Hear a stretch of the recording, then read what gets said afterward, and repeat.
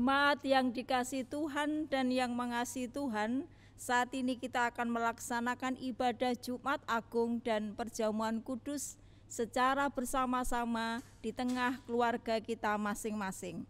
Dengan menggunakan tata ibadah khusus yang telah dibuat oleh PHMA sehubungan dengan situasi khusus kita saat ini. Jemaat kami undang untuk berdiri. Mari kita mempersiapkan hati dan pikiran kita masuk di dalam ibadah dengan memuliakan namanya melalui kidung jemaat 454 bait yang pertama dan yang kedua.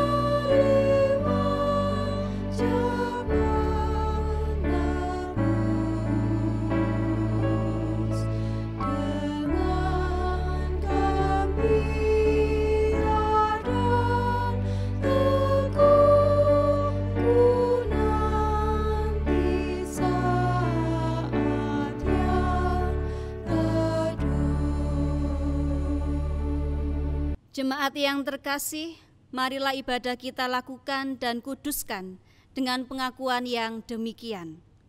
Pokok pertolongan kita berasal dari Allah Bapa, Sang Pencipta langit dan bumi, yang tidak pernah meninggalkan pekerjaan tangannya dan yang kekal kasih setianya.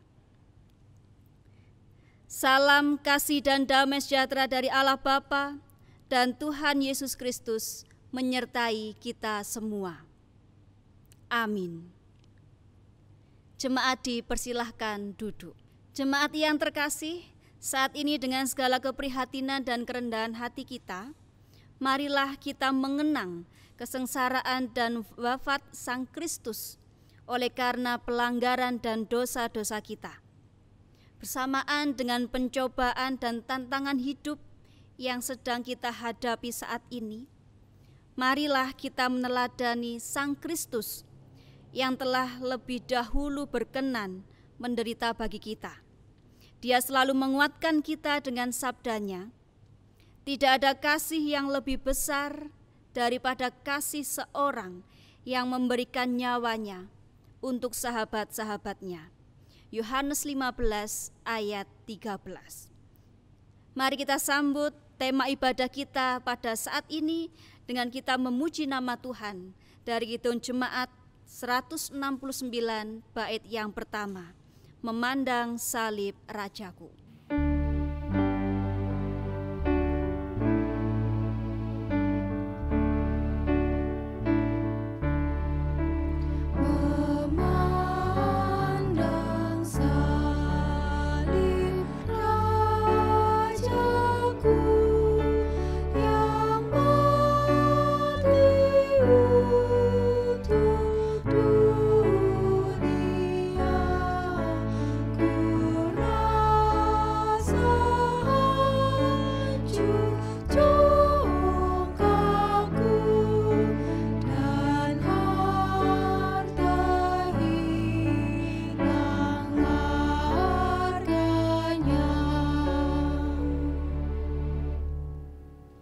Jemaat yang dikasihi Tuhan, Allah senantiasa memberkati dan mengasihi kita.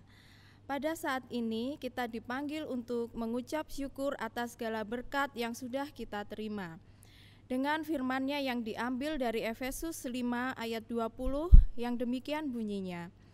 Ucaplah syukur senantiasa atas segala sesuatu dalam Tuhan kita Yesus Kristus kepada Allah dan Bapa kita. Kita akan mengumpulkan persembahan dengan diiringi dari Kidung Jemaat 167 bait 7 dan ke-8.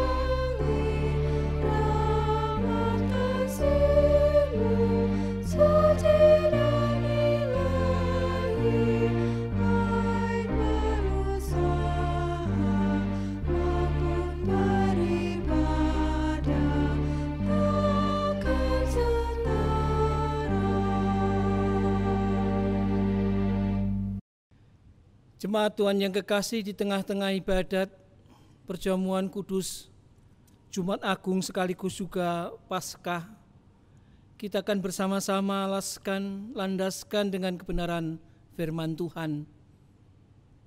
Dengan harapan dan kerinduan di tengah keluarga kita masing-masing, Tuhan menyapa melalui firman-Nya, dan sekaligus nanti juga Tuhan menyapa melalui tubuh dan darah-Nya.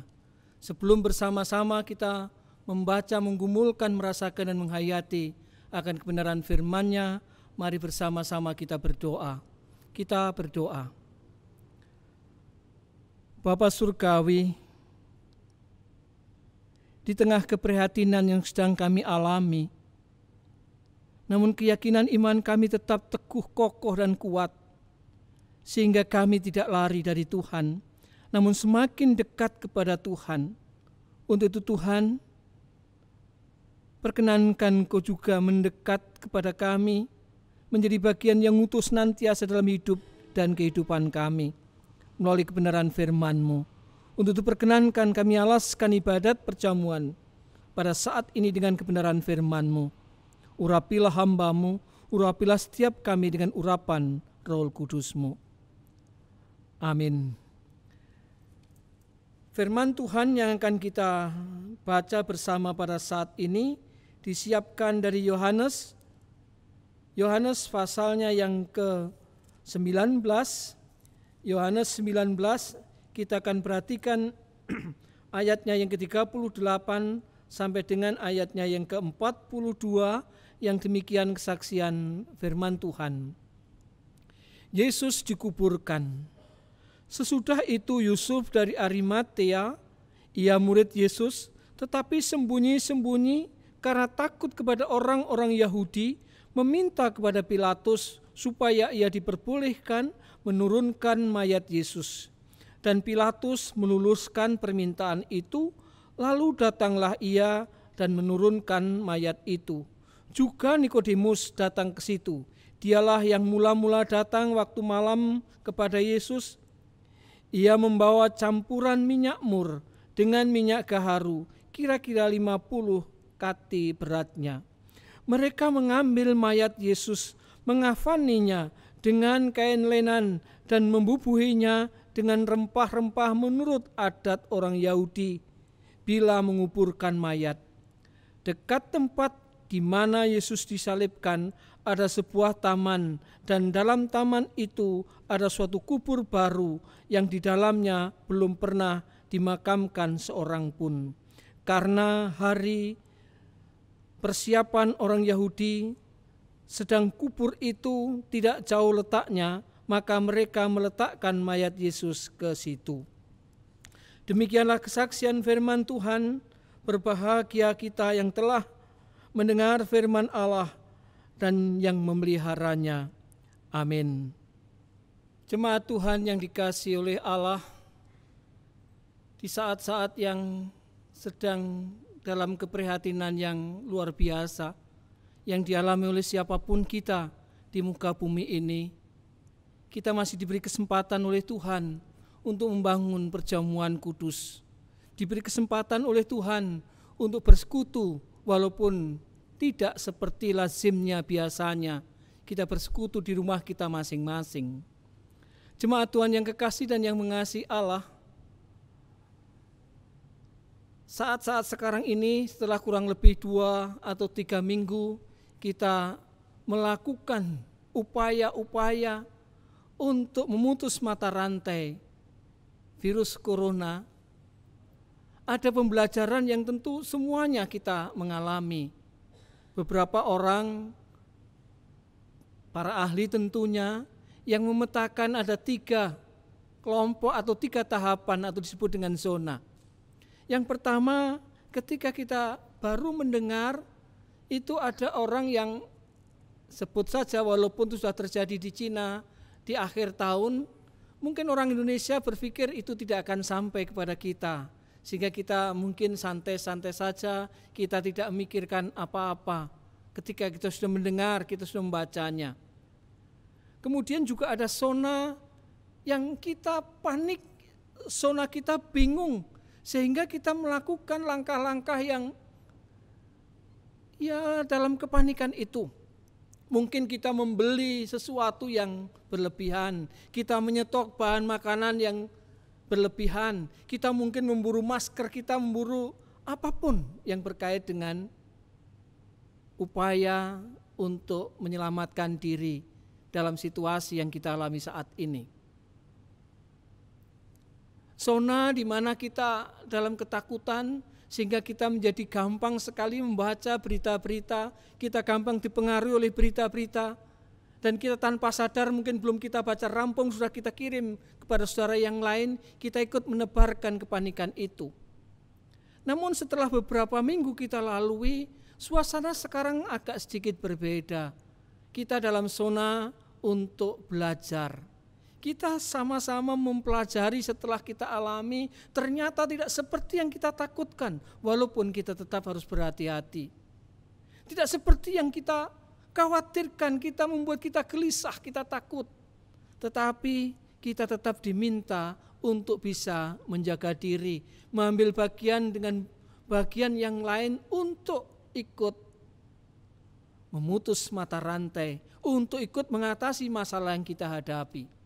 Nah, jemaat Tuhan, saatnya nanti atau mungkin harus segera kita mulai, kita masuk dalam zona kesadaran. Zona kita sadar, kita pulih. Yang artinya apa? Dari zona yang takut, kita zona belajar tentang apa yang terjadi. Saatnya, kalau kita dalam zona ketakutan dan kita masih belajar, kita masih memikir diri kita sendiri, saatnya kita akan masuk zona untuk mulai peduli dengan yang lain. Ternyata ketika kita menimbun, apapun yang membuat kita merasa aman, itu tidak terlalu dibutuhkan. Saatnya kita berbagi. Saatnya kita peduli dengan orang lain. Dan itu yang sekarang kalau sekalian perhatikan di media sosial yang sedang dimunculkan, ditampakkan, dikedepankan. Bagaimana orang saling berbagi, bagaimana orang membagikan apa saja yang dia miliki, dia bagikan apapun yang bisa diberikan kepada saudara yang lain. Ini saudara yang dikasihi oleh Allah. Upaya-upaya untuk peduli, untuk mengerti akan penderitaan orang lain.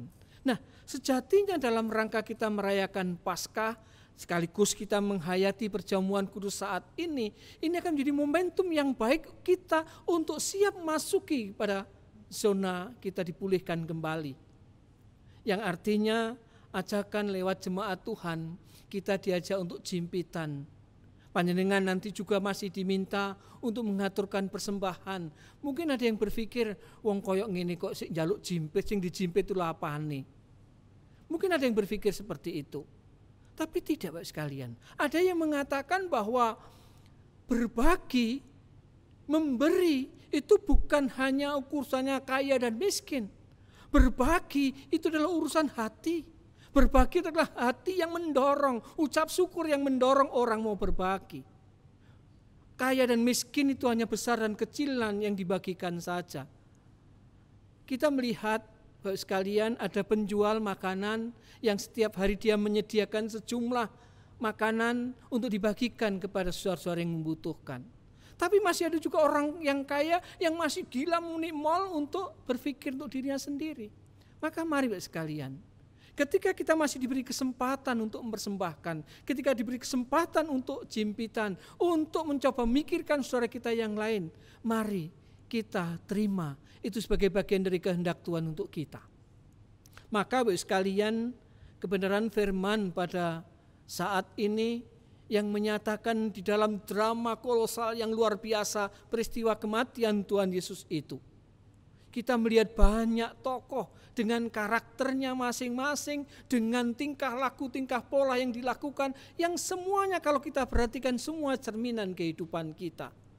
Bagaimana ahli Taurat yang dengan kemapanan kehidupan keagamaannya, orang-orang Farisi dengan kemapanan teologianya, tidak mau diganggu oleh hadirnya Yesus.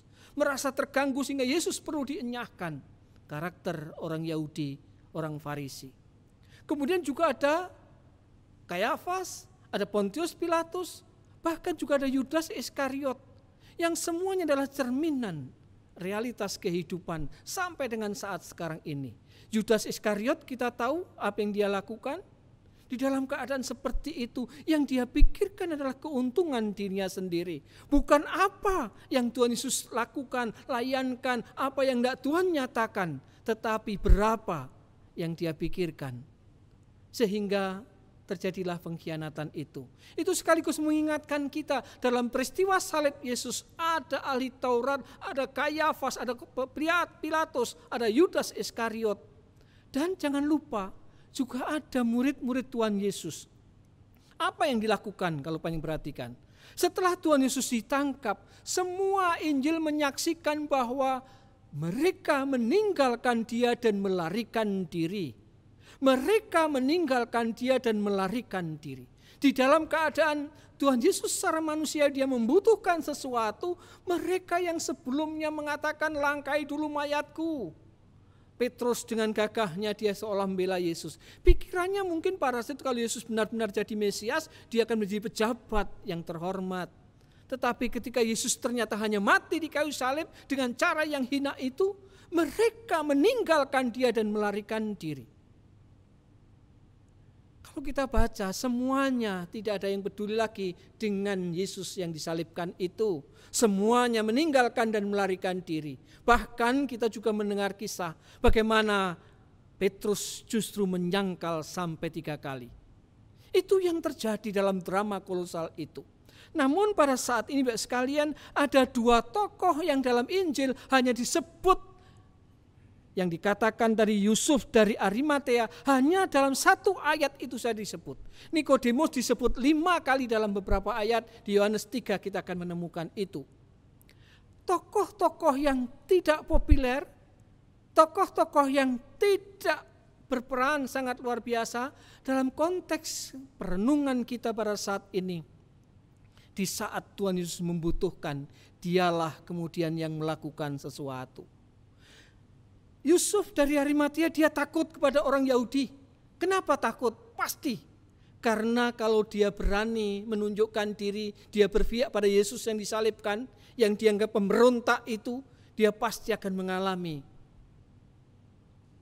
peristiwa yang sama. Paling tidak dia akan dibenci dan akan menerima konsekuensinya. Seperti para murid yang takut, dianggap bahwa ketika orang mengatakan, kamu kan muridnya, Petrus menyangkal. Tetapi yang luar biasa, Yusuf dari Arimatea ini tidak kemudian berhenti dalam ketakutannya.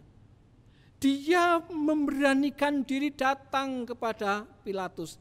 Dia memberanikan diri untuk meminta kesempatan untuk menurunkan mayat Tuhan Yesus. Inilah sekalian yang dia lakukan. Di dalam ketakutannya, dia masih mampu mau melakukan sesuatu. Untuk apa? Untuk merawat. Supaya layak, walaupun matinya dengan cara yang tidak layak.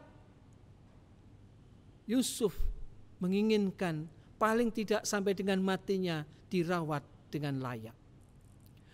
Tokoh yang berikutnya yang tidak populer, Nikodemus.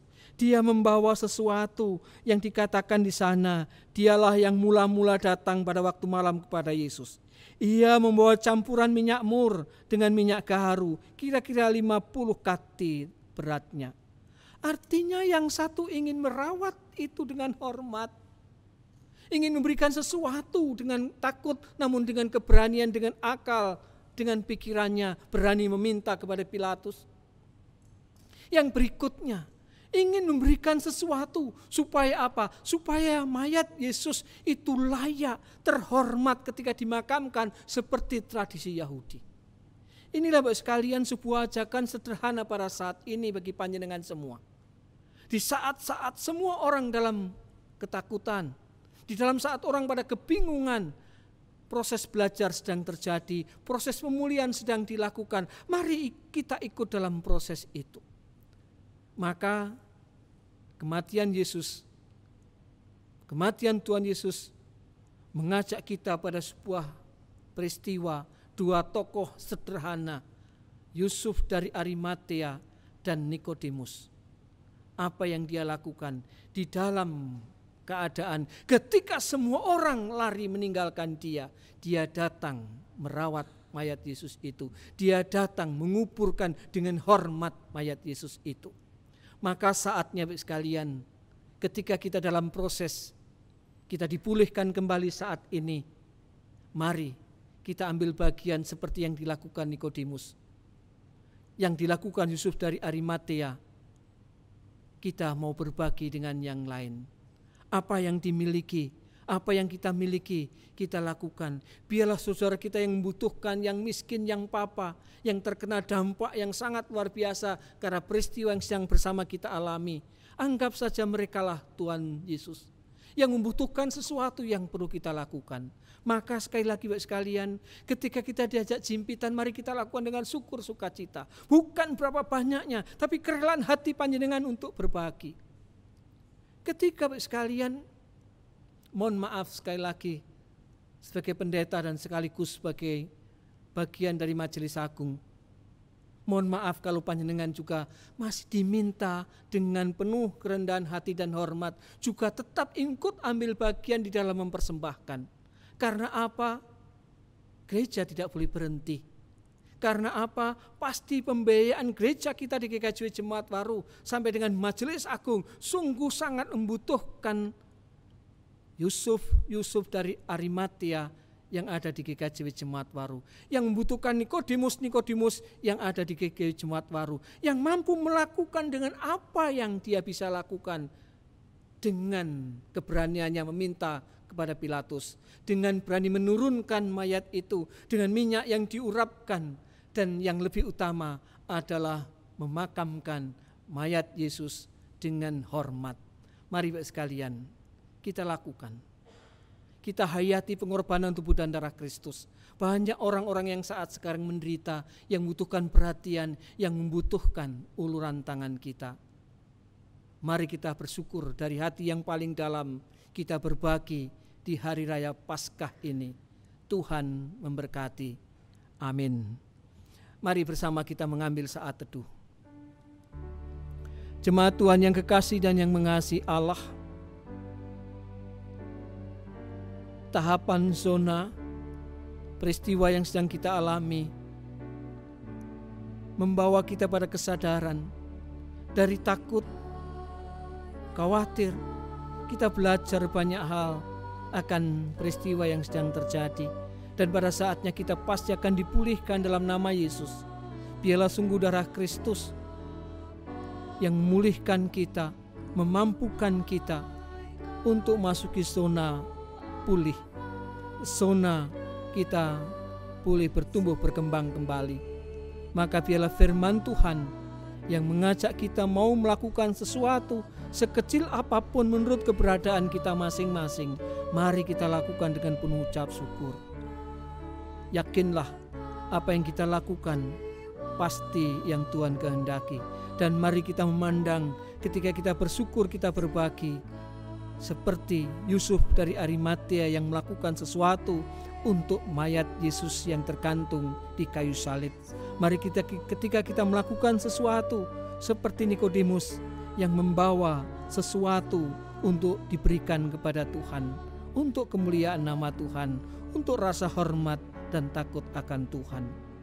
Bila sungguh Tuhan memberkati setiap kita, dan mari kita hayati perjamuan kita dengan penuh percaya akan pengorbanan tubuh dan darah Kristus. Amin. Jemaat yang dikasihi oleh Tuhan, saya undang berdiri.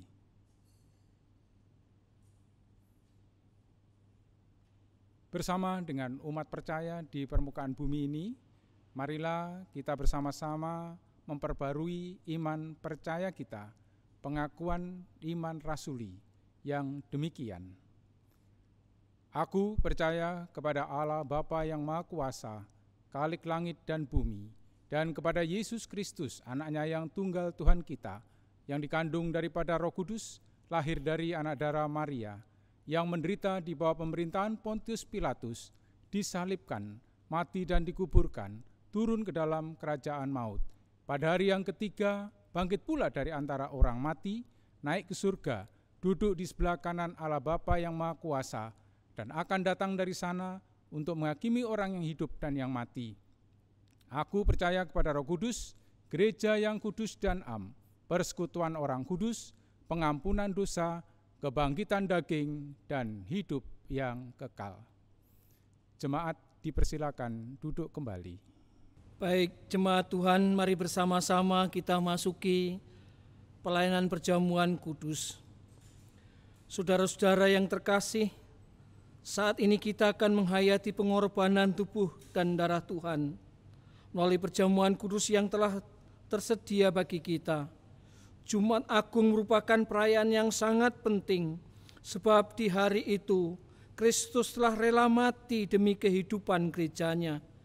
Dia yang disiksa, dia yang menderita, dan karena kesengsaraannya yang amat agung itu, hingga dia berseru, "Allahku, Allahku, mengapa engkau meninggalkan aku?" Itu semua tak lain karena dosa kitalah yang sedang ditanggungnya. Maka saat ini kita sebagai gerejanya akan bersatu dengan kesengsaraan dan kematiannya, bersatu dengan tubuh dan darahnya, agar nyatalah seperti yang diucapkan Rasul Paulus. Jika kita telah menjadi satu dengan apa yang sama dengan kematiannya, kita juga akan menjadi satu dengan apa yang sama dengan kebangkitannya. Roma 6 ayat yang kelima. Jemaat Tuhan yang kekasih, sebelum kita menghampiri meja perjamuan kudus, mari kita memuji dan memuliakan nama Tuhan melalui Kidung Jemaat 35 baitnya yang keempat, tercurah darah Tuhanku.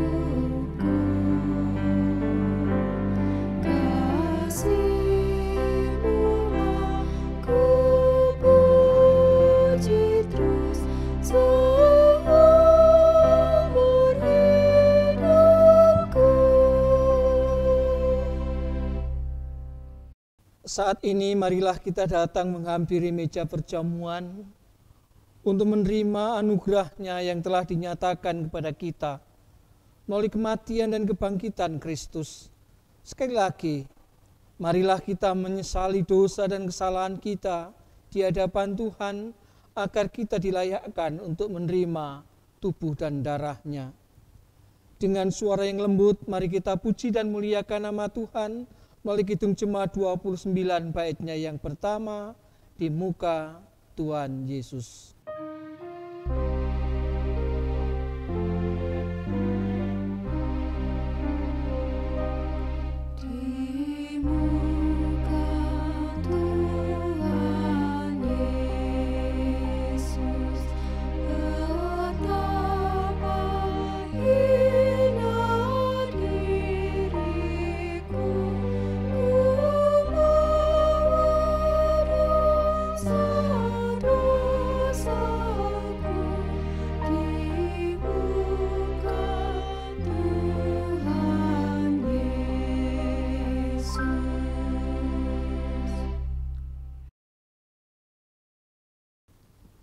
Mari kita berdoa untuk menerima tubuh dan darah Kristus, Anak Domba Allah yang maha menghapus dosa dunia. Kami datang menghampiri hadirat-Mu, layakkanlah kami untuk menerima tubuh dan darah-Mu. Kudus, kudus, kuduslah Tuhan. Amin. Saudara-saudara, sekarang arahkanlah hatimu kepada Tuhan, dan dalam engkau mengenang yang demikian, ketika merayakan perjamuan Paskah bersama dengan para murid-Nya, Tuhan Yesus mengambil roti, mengucap berkat, lalu mecah-mecahkannya dan memberikan kepada para murid-Nya sambil bersabda, "Terimalah dan makanlah, inilah tubuhku yang dipecah-pecahkan bagi kamu, demi pengampunan dosamu. Perbuatlah ini menjadi peringatan akan kematian dan kebangkitanku, serta pengharapan akan kedatanganku." Mari kita lakukan seperti yang Tuhan kehendaki. Pada saat itu Tuhan mengambil roti, dimohonkan berkat, dan selanjutnya roti dipecah-pecahkan. Dan roti yang telah dipecahkan itu kemudian diserahkan pada murid kepunyaannya dengan ungkapan, "Terimalah, inilah tubuhku yang dipecah-pecahkan karena kamu, supaya dosamu diampuni. Lakukanlah sebagai peringatan akan kematianku dan penantian akan kedatanganku." Amin.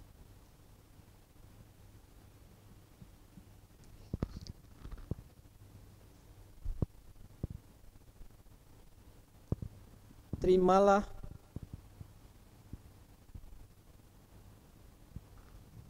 terimalah,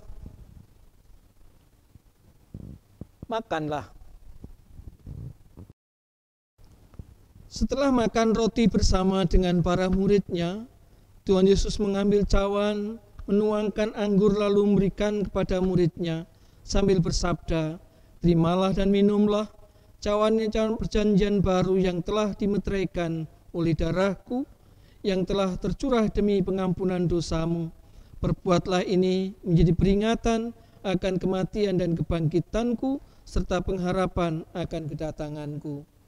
Mari jemaat Tuhan kita hayati seperti apa yang Tuhan kehendaki. Tuhan Yesus mengambil cawan, kemudian diisi dengan anggur.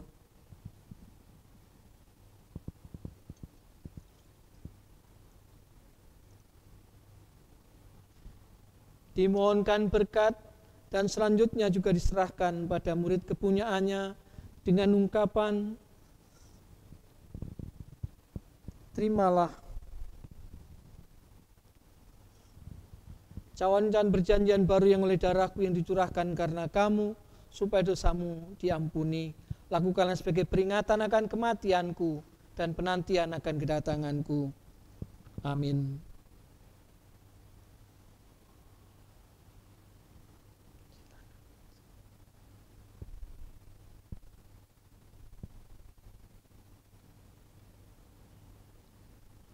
Terimalah,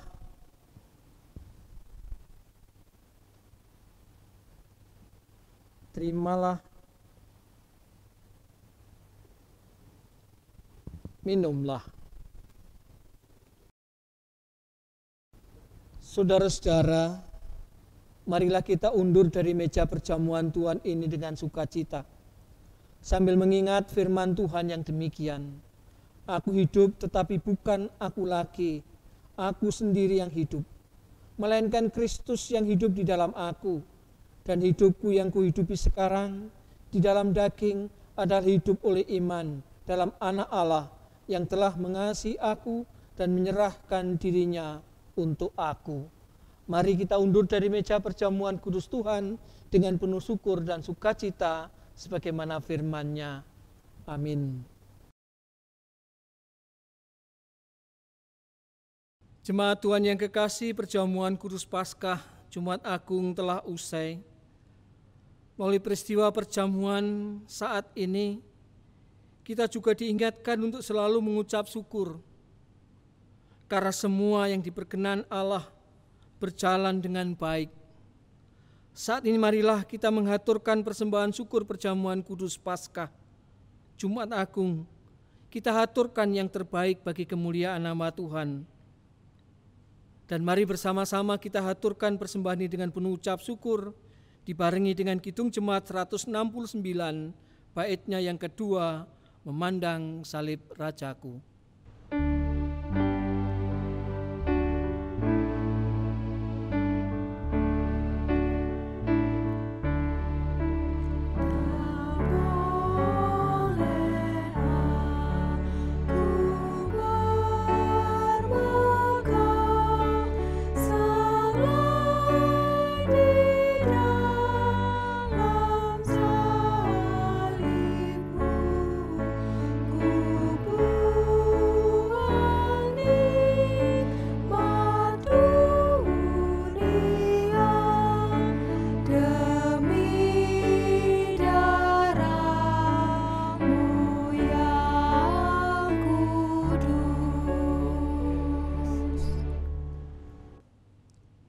Jemaat yang dikasihi oleh Tuhan, pada saatnya kita akan berdoa syafaat.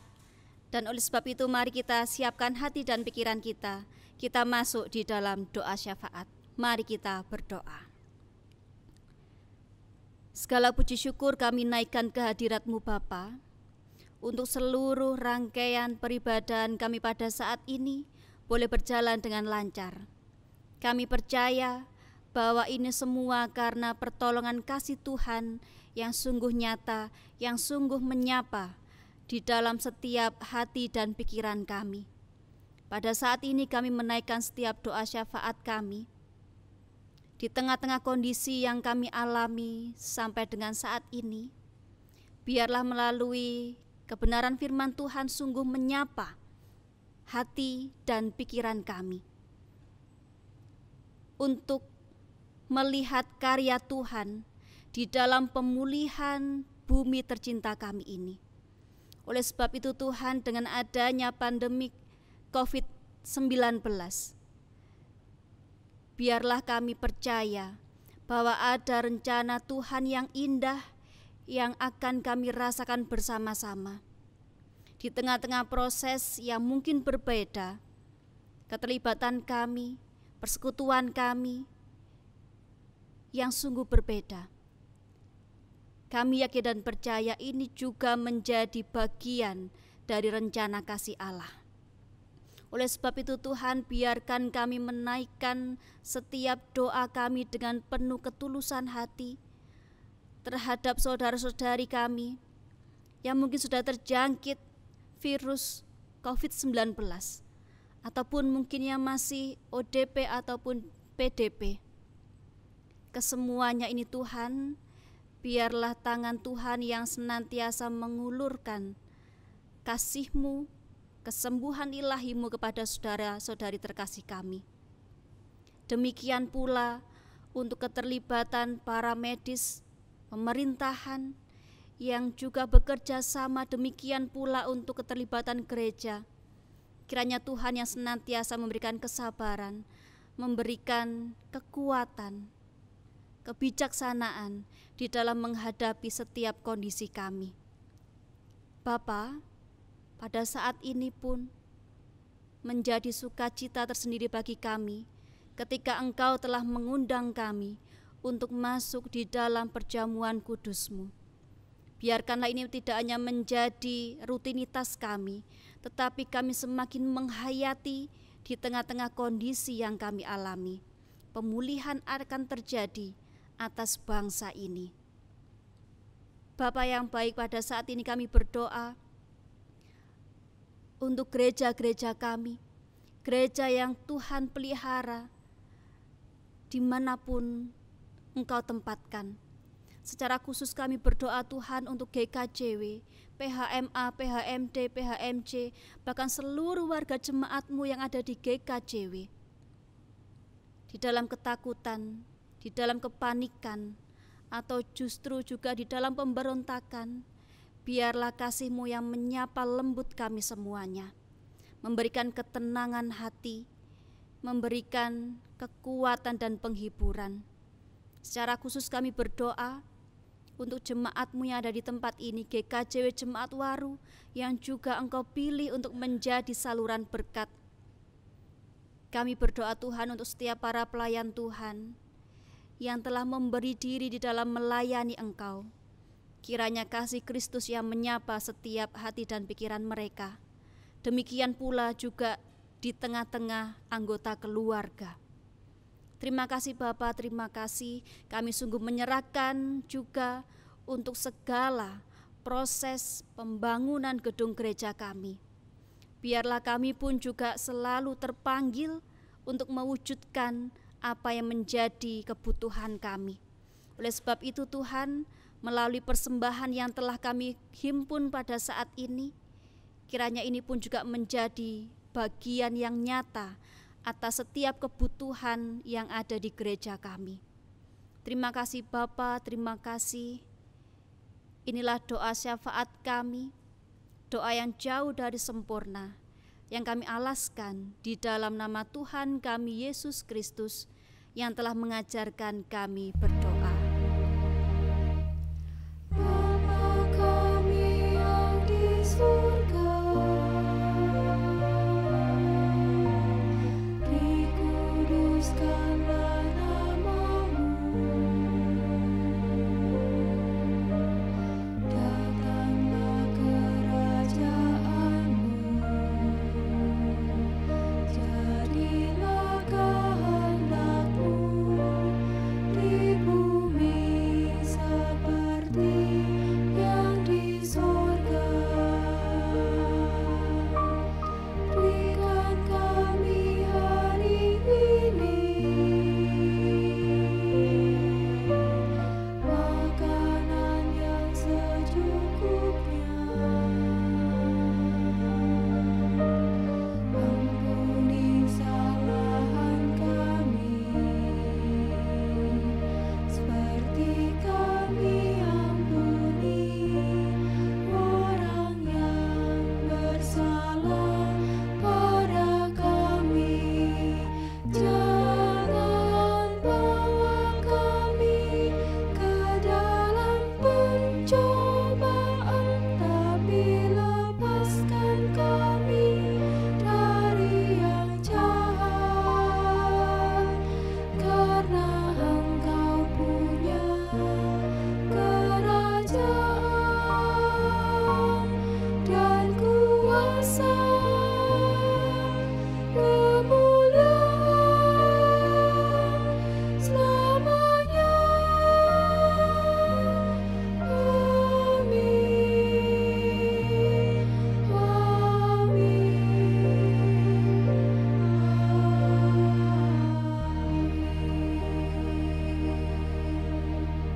Jemaat kami undang untuk berdiri.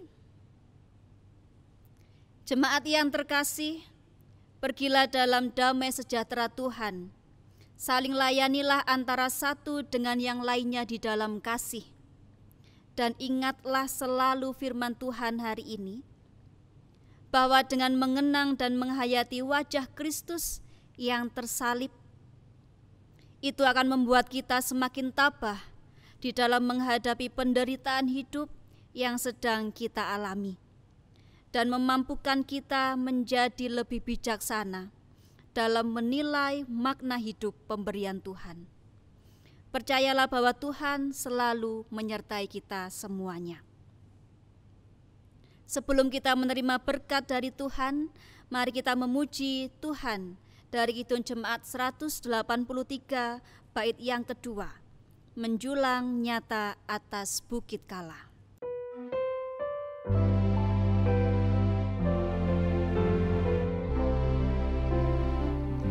Salibmu Kristus tanda pengasihan,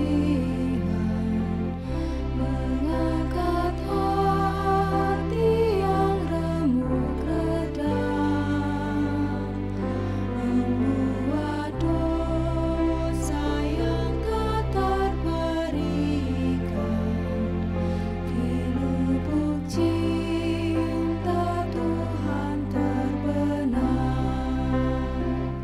Di dalam Tuhan kami balik lahir, ihsan bernoda kini berseri, teruras terang suci yang mengalir, disalib pada bukit Kalvari.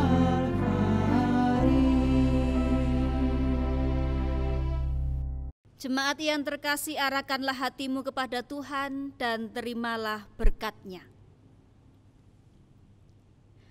Allah Bapa sumber segala anugerah, Tuhan Yesus sumber segala kasih karunia, dan Roh Kudus sumber segala penghiburan, senantiasa menyertai, memberkati, dan mendewasakan kita sekalian, kini dan selama-lamanya.